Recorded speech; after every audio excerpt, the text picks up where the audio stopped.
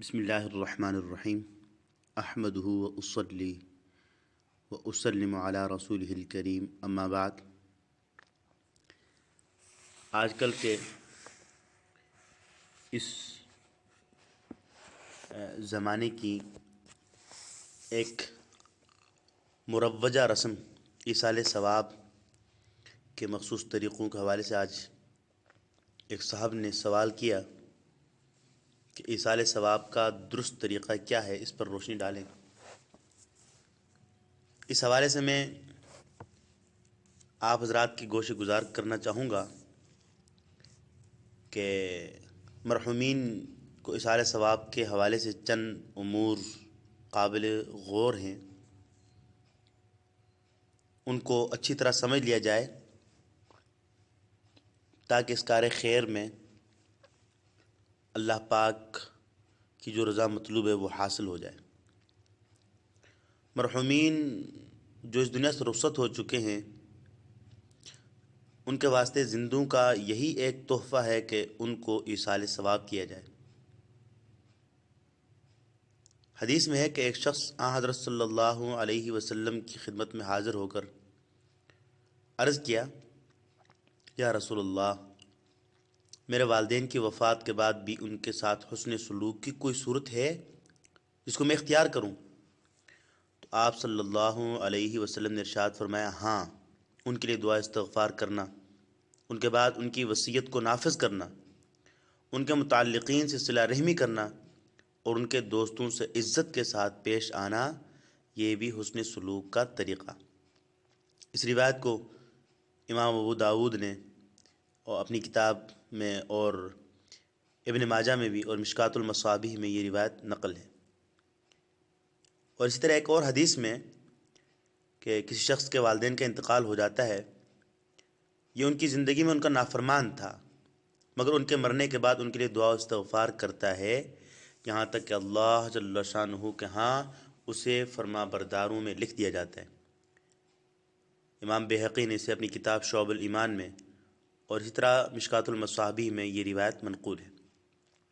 ایک اور حدیث میں ہے، ایک شخص نے عرض کیا، یا رسول اللہ، میری والدہ کا انتقال ہو گیا ہے، کیا اگر میں اس کی طرف سے صدقہ کروں تو اس کے لیے مفید ہوگا؟ آپ صلی اللہ علیہ وسلم نے ارشاد فرمایا، جی ہاں، مفید ہے۔ اس نے عرض کیا کہ میرے پاس باغ ہے، میں آپ صلی اللہ علیہ وسلم کو گواہ بناتا ہوں کہ میں نے وہ باغ اپنی والدہ محترمہ کے ایصال ثواب کے واسطے صدقہ کر دیا۔ رواہ ترمذی شریف میں یہ روایت منقول ہے۔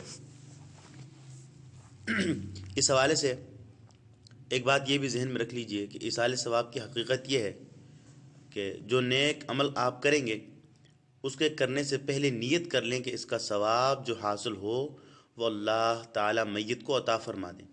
اسی طرح کسی نیک عمل کرنے کے بعد بھی یہ نیت کی جا سکتی ہے، اور اگر زبان سے دعا دہرا لی جائے تو اچھا ہے۔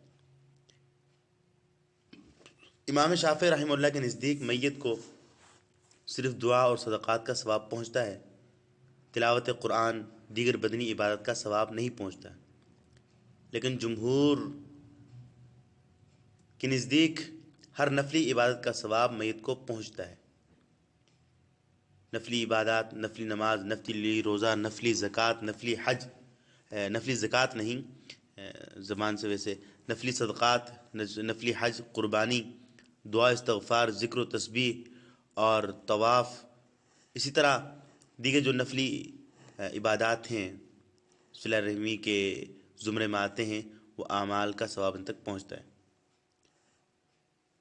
اور اسی طرح مرحومین کی جانب سے قربانی کے دنوں میں اگر گنجائش ہو اور اپنے والدین کریمین کے واسطے قربانی بھی کرنا چاہیں تو کر سکتے ہیں۔ اور بہت سارے اولیاء کرام اللہ والوں کا یہ معمول ہے کہ وہ آپ صلی اللہ علیہ وسلم کی جانب سے بھی قربانی کرتے ہیں۔ تو اسی طرح نفلی نماز اور نفل روزے کا ثواب بھی مرحوم تک پہنچانا چاہیے اور پہنچتا ہے۔ اس طرح یہ بات بھی ذہن میں رکھ لیجئے کہ صدقات میں افضل ترین صدقہ جس کا ثواب میت کو بخشا جائے صدقہ جاریہ ہے۔ ایصال ثواب کے واسطے کوئی ایسا کام کیا جائے کہ جس کا ثواب دائمی ہو، جس کا فائدہ لوگوں کو عام ہو۔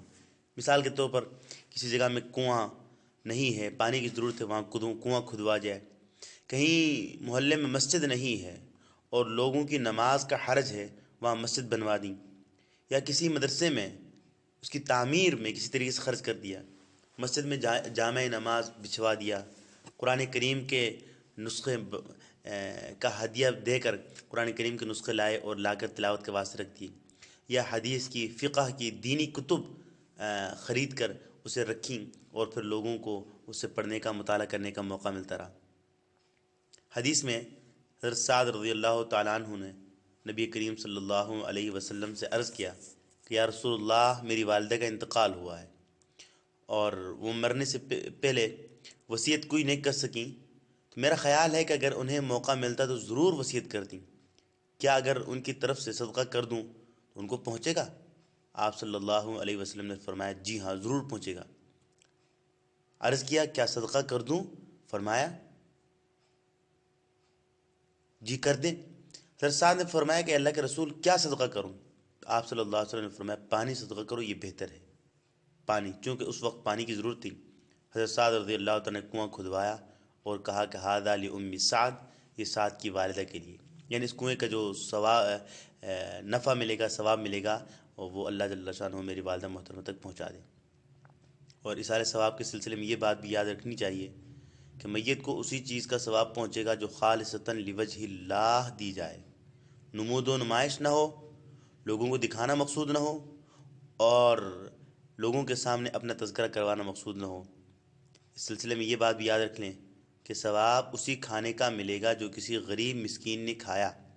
ہمارے یہاں یہ ہوتا ہے کہ میت کے اصالہ ثواب کے لیے جو کھانا پکایا جاتا ہے اس کو برادری کے لوگ کھا پی کر چلتے بنتے ہیں، فقراء و مساکین کا حصہ اس میں بہت ہی کم لگتا ہے۔ کھاتے پیتے لوگوں کو اصالہ ثواب کے لیے دیا گیا کھانا نہیں کھانا چاہیے۔ بعض علماء نے تو یہاں تک لکھا ہے کہ جو شخص ایسے کھانے کا منتظر رہتا ہے اس کا دل سیاہ ہو جاتا ہے۔ الغرض جو کھانا خود گھر میں کھا لیا گیا یا دوست احباب اور برادری کے لوگوں نے کھا لیا، اس سے اصالہ ثواب نہیں ہوتا۔ مردوں کو ثواب اسی کھانے کا پہنچے گا جو فقراء اور مساکین نے کھایا ہو، جس پر خیرات کرنے والے نے کوئی معاوضہ وصول نہ کیا ہو اور نہ اس سے نمود و نمائش مطلوب ہو۔ اگر نمود و نمائش مطلوب ہوئی تو پھر یہ ایصال ثواب نہیں، یہ شرک کے زمرے میں آئے گا۔ اس لیے آج کی مجلس میں جو باتیں آپ کے گوشے گزار کیں، انہیں آپ سماعت فرما لیجئے، یاد کیجئے اور ان کی پابندی کی بھی کوشش کیجئے۔ اللہ پاک ہم سب کا حامی و ناصر۔